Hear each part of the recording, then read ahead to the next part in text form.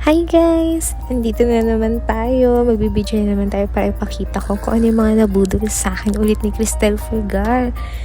At dahil naubos na ang aking serum na ginagamit at nagamit ko na ang aking spare, kailangan na natin ulit umorder. At nagkataon payday sale na naman noong February 15. Ayan, nabudol na naman tayo.